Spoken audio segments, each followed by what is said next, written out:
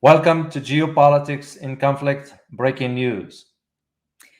Ross is out of town today. So my name is Elizabeth. I am the producer of the show and I'm the person sort of in the back end. But today I stepped in for him.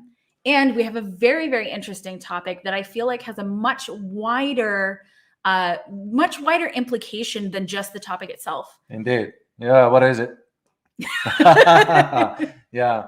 Well, we are talking about the global order, Yes. the change into the global balance of power. And this pertains to the Russia and China, the military drill with their 10 naval ships that have crossed through the Japanese water. Yes. And why is that important? Well, first of all, we just want to highlight to you the idea of where those Russians and Chinese vessels have crossed through. They crossed through what they call Strait, Yes. which is separate the Sea of Japan from the Pacific. Yes. And why is that important? Well, it's because this is the first time China and Russia conduct something together in the Sea of Japan. Yes. That doesn't mean they never did the military drills together. They always did. Right. But this one's very, very crucial.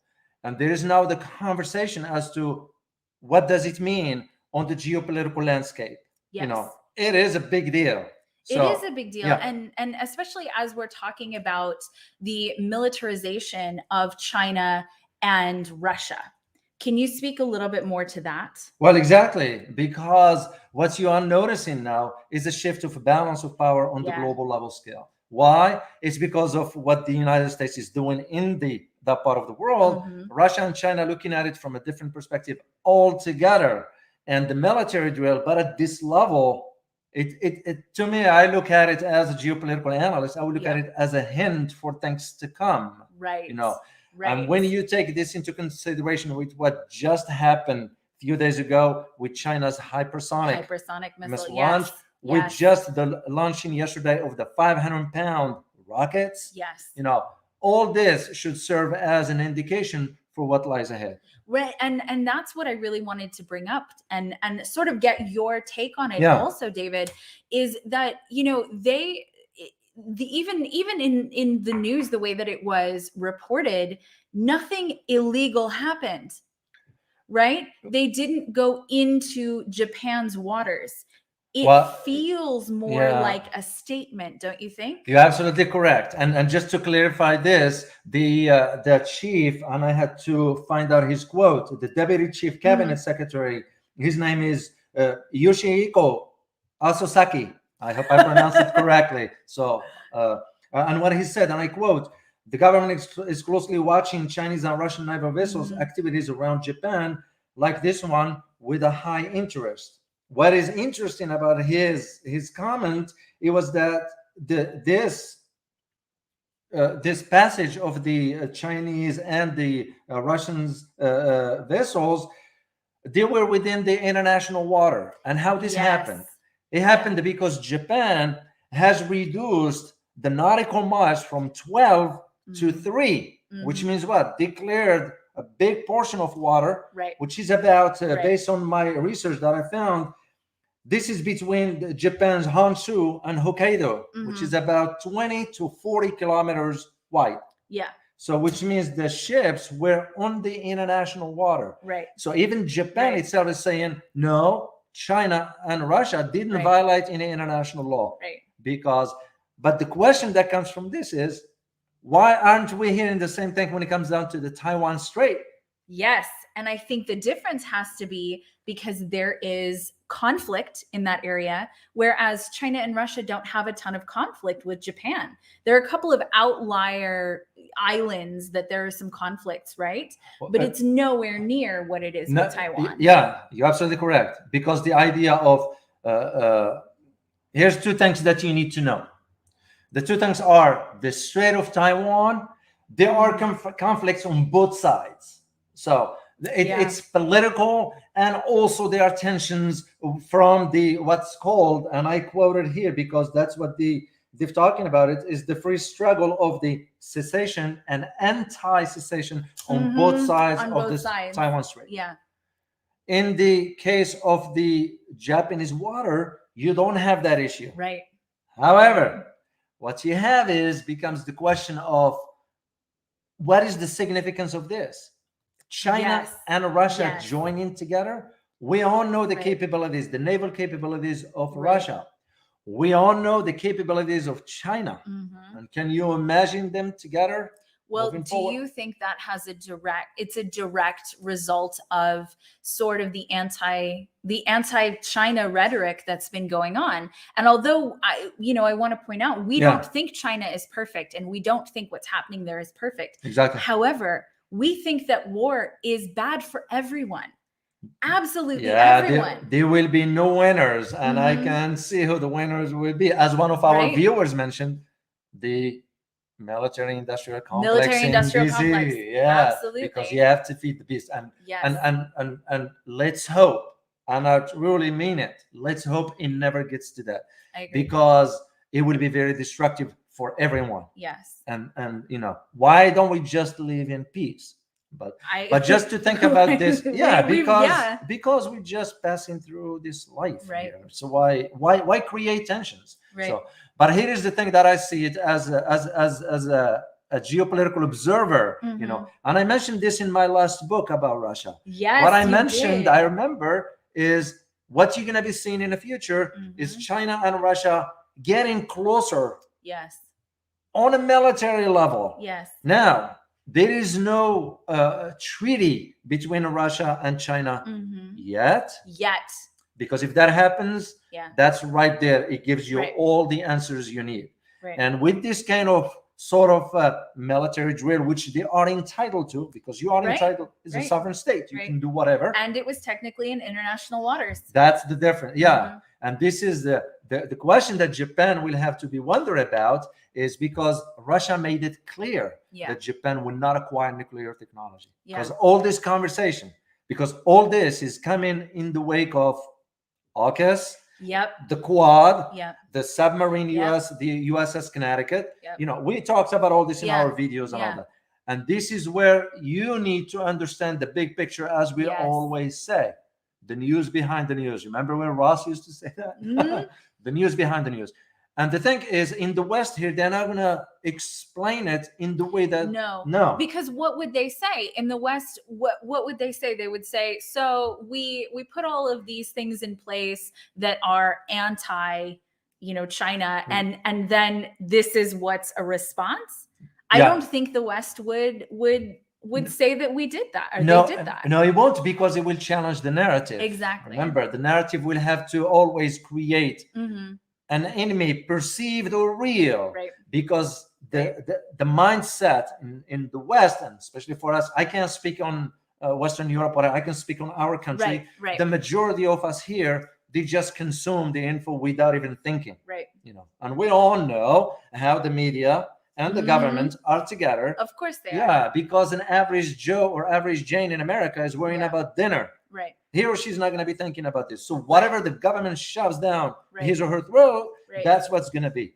Look no further than what's going on with the shipping containers issues, which we will talk about that, by the way. Yes, we have an episode coming up on that, a big one. Yeah, as a matter of fact, Elizabeth, on Friday, that might be one of our live topic on that, because there is a lot of stuff coming out, and we're going to talk about there's a lot of stuff, and it's a really big it doesn't just have to do with the United States. No, China. It has to do globally with a lot of shortages for some very important things, and is an indication of where the economy is headed, which I think is important to everyone. Exactly. And speaking of China, we are now in the process of gathering information about the troubles that lie ahead for China. And we're not going to sugarcoat it. You guys know us, straightforward. We say it no matter what. China is headed for some economic troubles, and we're going to address these issues, especially with what just happened with Evergrande. We will talk about that next week in our full video that we're going to do. But back to our topic about the Russia and China. In Japanese, in Japanese water. In Japanese waters. Per se. I want to put that because that was the title, right? That's what's being put out, is that it's in Japanese waters, but it's not. It's not. Not technically. It's international water. So you guys need to read between the line as to when you read an article from Western media that says Russia and China conducting drills on Japanese water. Hold Yeah. on a second. That's an international law. Under international law, those waters are recognized as international water because Japan went ahead and withdrew the distance and reduced it from 12 nautical miles Right. to 3. So here's the question, I think. So they knew that. Russia and China knew that. And they sort of skirted the edge, right? Yeah. They sort of skirted the edge. What is the message that they're trying to send to Japan? And not only Japan, but the rest of the world. Well, here's the thing about Japan that you need to know. This also came in the wake of Japan being, and I quote this, being considered becoming a number 6 in the Five Eyes, which means it will become 6. No confirmation yet, but we will see. Curious, don't you think? Exactly. That timing? The timing of it.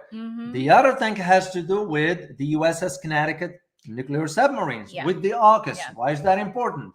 Because the questions that has not been, not the questions, but the narrative that has not been disclosed, it was that is Australia is going to become a nuclear, which means Japan will be next. But here is the thing that has not been reported, is that Russia made it clear to the US, Japan is off limit as far as becoming a nuclear. They won't allow it. And the third element, which just happened yesterday, is that Lavrov, the foreign minister of Russia, declared the expulsion of 3 NATO representatives in Moscow out after NATO expelled 8 Russian representatives. So what do you make out of this? This tit for tat. And by the way, the US snubbed Russia when Russia reached out to them about this NATO issue. So Russia said, well, forget about cooperating with you altogether. We're done. So they moved. Even now, if you want to talk to Russia about NATO issues, you have to go through their ambassadors in Brussels. Because to me, the way I see it, this is the indication of where things are going. I agree. And the problem with that is we are pushing from behind the scenes for more tensions. This is where that concern we have. And this is why we share this with you right away, because I know this was about 48 hours, but as we always say, we will not rush into just releasing the info till we verify its accuracy. So we had to go and verify this information to make sure. And this is the reason why we did what we did. So just for you to understand the dynamics of this, Russia and China, both of them sending a message to the US. I agree completely. They're sending a message. The next thing that's going to be, in my opinion, it will be now the regional countries will now have to do the calculations. And also Middle Eastern countries, they're going to have now to make calculations. On what I mean by this, because now you see in Turkey is considering purchasing more weapons from Russia. Are there some other countries in the Middle East with deep pockets that might consider? I wonder. I wonder. You look at India with the procurement of the S-400 missile systems. So all this, this is usually, my fear is always, those are the indications for what lies ahead. I know. And I hope, some cool heads will prevail. Well, and I think that's what we're here for, because the cool heads have to be us. They have to be you guys, and they have to be us. Exactly. And that's why we're sharing the info to the best of our knowledge, because we want you to be aware of what lies ahead. So when you read something elsewhere, you think critically about it. So that is our objective. And where it is in the bigger picture of what's going on in the world right now. Exactly. So that is what we wanted to share with you. Hope you find this information very useful and also shed light from a different perspective that is not being reported in the West. So anything to add, Elizabeth? Membership. Yes, indeed. Remember to, guys, follow us on TikTok, on Instagram, and on Twitter. We are noticing an increase of followers in Twitter, so thanks to you. But also because we wanted to sort of increase this, the followers in this one. For the membership, remember our membership through our website, the geopoliticsinconflict.com. it looks like it's increasing. It We is, have it some is. members so far because we Yep. just started. So to those members, we say thank you, and also hope you enjoyed the presentations we did last week. And we're going to be preparing. We're going to be preparing another one and another smaller Q&A for David and Ross, because we get a lot of questions from you guys, and sometimes it's nicer to just have a smaller setting. And we have a Discord community for our members so that you guys can talk to each other and find a place where other like-minded people can communicate. And we have Rumble and Odyssey because YouTube does not always allow freedom of speech.